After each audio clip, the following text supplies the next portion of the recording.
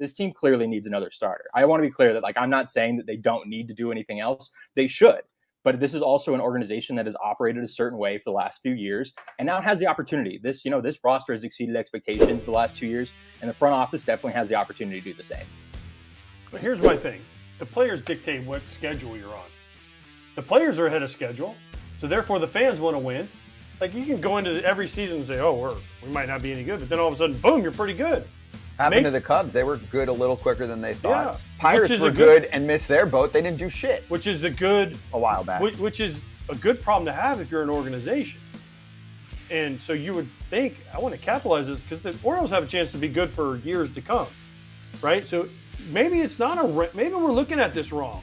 No, maybe there's a guy with multiple years of control, a pitcher, and I don't know who that pitcher would be, obviously, but that has 2 years left, let's say, and you cover him for 2 years.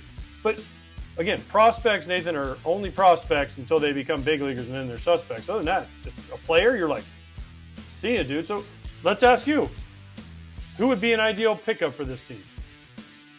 Yeah, I think like a Dylan Cease type, a Lucas Giolito, maybe Jordan Hicks in St. Louis to get another bullpen arm in there, and just the velocity they would have in the back end would be really exciting.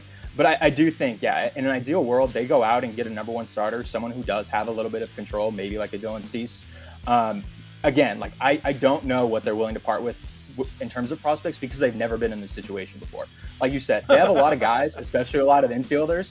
And so the opportunity is there to move some of these guys. But I also think their organizational philosophy is that, until proven differently, that 6 years of a cost-controlled young player is going to be more valuable than 2 playoff runs with a given player who's already in their prime. And so is that the way they should be operating? Probably not. But this is the first time they've been in that situation. And so until they go out and do something different, I thought this offseason they were going to make some big moves. I thought they were going to get a top of the rotation starter. I thought they were going to trade some of these guys then to add to the lineup, add to the rotation, add to the bullpen.